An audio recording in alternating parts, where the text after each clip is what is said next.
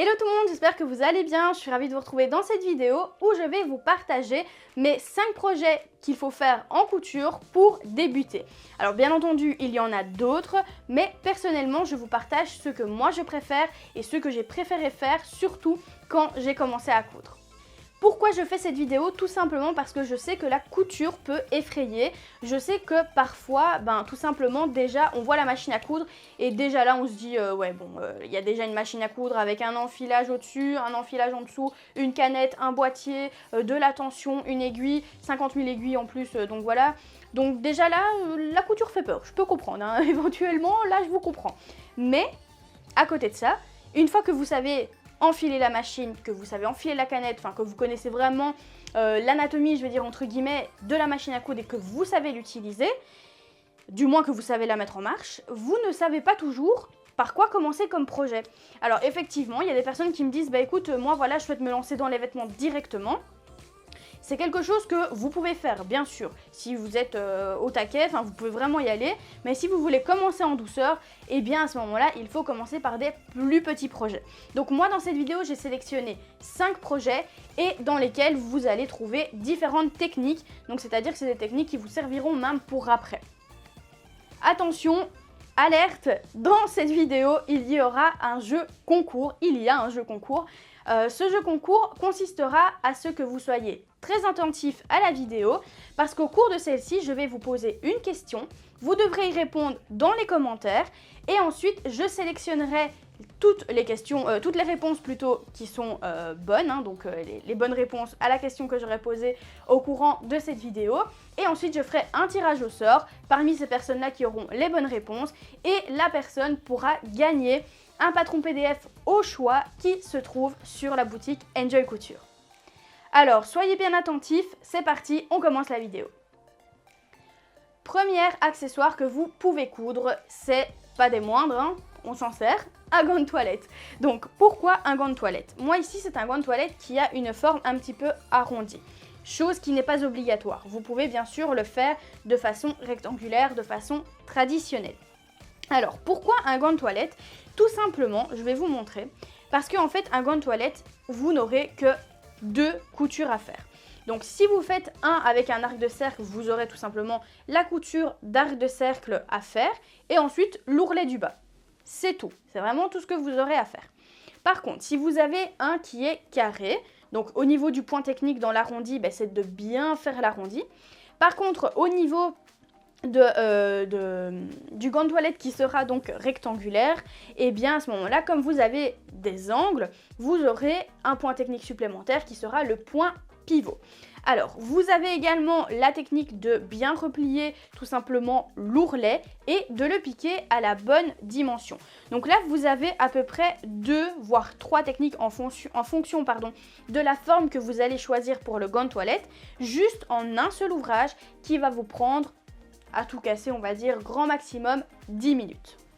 Ensuite, en deuxième, j'ai décidé de mettre tout simplement ce qui va s'afficher juste ici, c'est un coussin à épingle. Alors, pourquoi ce type de coussin? Comme vous pouvez le voir sur la photo, c'est un coussin patchwork. Alors, qu'est-ce que c'est le patchwork? Le patchwork, c'est tout simplement quelque chose qu'on va réaliser, donc c'est-à-dire qu'on va assembler des carrés ensemble en fait, tout simplement. Donc on va les mettre l'un à côté de l'autre et ensuite il va falloir relier ces bandes de carrés ou de rectangles, ça peut aussi se faire avec des rectangles, qu'on va assembler du coup ensemble. Mais dans le patchwork, ce qui est vraiment super important, c'est qu'il va falloir que nos coutures coïncident. Donc en gros, en résumé, le patchwork nécessite à coudre des carrés l'un à la suite de l'autre en faisant une bande et ensuite en cousant les bandes ensemble. Et absolument, le point important, c'est que chaque couture soit bien en vis-à-vis, donc que les raccords soient corrects. Et donc en fait, dans le coussin qui se trouve juste ici, on peut voir qu'il y a 4 petits carrés qui consistent à un grand carré. Et donc ça veut dire que vous allez devoir faire une bande de 2 carrés, une autre bande de 2 carrés que vous allez devoir mettre endroit contre endroit et faire bien attention à ce que les 2 coutures soient l'une en face de l'autre au moment où vous allez tout simplement assembler les 2 bandes. Alors ça, c'est quelque chose d'important à savoir faire. En plus de ça, vous allez pouvoir coudre également endroit contre endroit, retourner, rembourrer et refermer votre petit coussin pour les épingles. Ce qui fait qu'au niveau des points techniques, vous allez apprendre les raccords et vous allez également apprendre de nouveau les points pivots pour pouvoir faire les 4 angles qui contiennent, je ne sais pas vraiment quel mot utiliser pour dire ça, qu'il y a dans le carré. Voilà, tout simplement, les 4 angles qu'il y a dans le carré. Le troisième accessoire, du moins le troisième projet que je peux vous proposer, c'est un essuie. Donc ici, c'est vraiment un essuie très petit, hein, avec lequel on va s'essuyer le matin le visage ou bien s'essuyer les mains, qu'on peut poser à côté d'un lavabo par exemple. Au niveau des points techniques, qu'est-ce qu'on va avoir ici? Donc ça va être tout simplement de bien finir les angles. Donc je vais vous montrer, je vais me rapprocher en caméra. Donc ici, on voit que l'angle, il est bien fini. C'est-à-dire qu'on a replié sur l'autre valeur couture et on a fait directement un angle. Alors, même si je vous montre sur l'endroit, vous n'allez pas voir grand-chose parce que vu que c'est en bambou, ben de l'autre côté c'est assez doux et donc le fil est caché, je vais dire ça comme ça, par tout simplement l'aspect doux du tissu. Mais en gros c'est vraiment très simple, vous allez juste rabattre vos valeurs couture sur les 4 côtés de votre essuie et vous allez ensuite piquer tout le contour à valeur pied presseur et bien sûr faire des points pivots, mais cette fois-ci avec en plus du coup 2 valeurs couture qui sont superposées. Donc ça c'est le point technique supplémentaire que vous avez en cousant des essuies. Personnellement je trouve que c'est génial de pouvoir faire ces essuies simplement parce qu'on va pouvoir choisir le tissu que l'on veut au niveau des tissus éponges bambou ou tissu éponge traditionnel, hein, le basique, je vais dire le tissu éponge basique. Et en plus de ça, on va pouvoir choisir la taille. Donc ça c'est vraiment génial, sachant qu'à peu près un tissu fait donc de l'aise, c'est-à-dire au niveau de la laise, c'est la largeur du tissu, ça fait à peu près 1m40 voire 1m50 pardon, ça dépend et donc ça peut vraiment vous faire des grands essuies. Si vous faites sur 2 mètres, ça vous fait un grand essuie. Alors je suis petite donc ça veut dire que un essuie de 2 mètres sur 1m50, pour ma part je vais me perdre dedans, mais pour les grandes personnes ça peut être pas mal. Quatrième projet que vous allez pouvoir réaliser, celui-ci est un petit peu plus technique, je vous l'accorde. Il va s'afficher juste ici, c'est un headband. Alors désolé pour mon accent anglais qui est catastrophique. En gros, c'est un bandeau pour les cheveux, pour vous faire la traduction. Mais voilà, on l'appelle headband, ne me demandez pas pourquoi, je suppose que c'est la version anglaise qu'on a transmis du côté européen, hein, voilà, comme on a l'habitude de faire. Donc ici, vous pouvez voir sur la photo qu'en fait, il est entrecroisé. C'est-à-dire que les deux tissus, je vais vous prendre un exemple, hein, je vais prendre ça et ça. Donc les tissus, en gros, sont croisés, hop, comme ceci.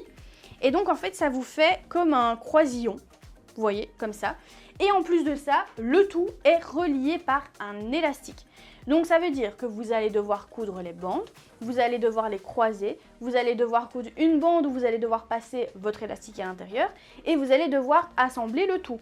Donc là, on passe vraiment dans un niveau un petit peu plus au-dessus, mais toujours très abordable pour les débutants. Ça vous permet également de commencer à toucher à l'élastique. Je sais que parfois l'élastique peut faire également un petit peu peur en couture, mais du coup c'est une façon de débuter avec l'élastique et c'est quelque chose de super simple à réaliser et personnellement que j'aime beaucoup parce que ben voilà, l'été ou l'hiver, en fonction du tissu qu'on va utiliser, on va pouvoir agrémenter notre tenue d'un headband.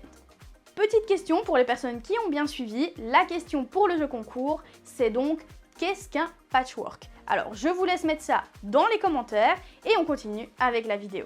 Et enfin le cinquième projet, c'est notre lingette démaquillante. Alors la lingette démaquillante, elle peut avoir plusieurs formes. J'ai des amis qui les font de façon hexagonale, très jolie, d'autres qui les font de façon carrée, de façon rectangulaire. Moi ici je vais vous parler vraiment du coton démaquillant qui va se rapprocher du coton démaquillant industriel, je vais dire c'est entre guillemets en coton qu'on achète tout simplement en grande surface, hein, vous voyez le grand tube avec les cercles à l'intérieur.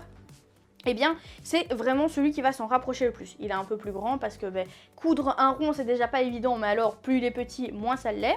Donc, vous avez compris, je pense, la technique ici, ça va être de coudre de façon arrondi. Donc vraiment commencer d'un point A vers un point B uniquement de façon arrondie. Ça, c'est aussi tout simplement un exercice que je propose dans les cours. Juste petite parenthèse, hein, dans le cours, quand vous commencez, donc par exemple que ce soit le cours complet Enjoy Couture ou bien alors l'essentiel des bases en couture sur notre plateforme, si ça vous intéresse, les liens de toute façon des cours se trouvent juste en dessous de la vidéo. Eh bien, j'apprends à mes élèves à commencer à coudre sur du papier. Alors, ça peut paraître un peu fou, mais il y a notamment un escargot que j'apprends à coudre sur du papier. Et quand je vois le résultat tout simplement de la première couture des élèves, ils se disent un peu démotivés, ils se disent « Oh Nausicaa, j'arrive pas trop, regarde, là j'ai pas bien réussi, etc. » Je leur donne mes conseils, ils recommencent et quand je vois l'évolution, je me dis c'est juste génial.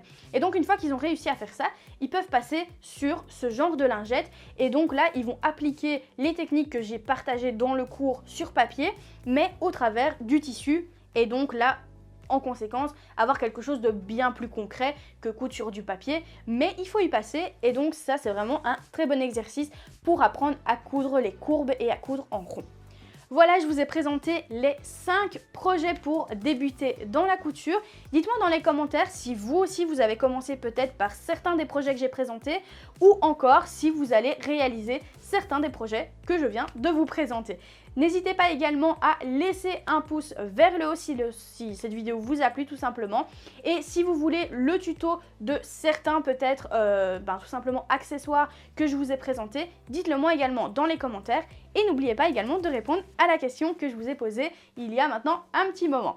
Je vous fais plein de gros bisous, j'ai hâte de pouvoir faire le tirage au sort. Donc la réponse du tirage au sort sera donnée dans 3 jours. Donc voilà, je vous fais plein de gros bisous et on se retrouve la semaine prochaine. À bientôt!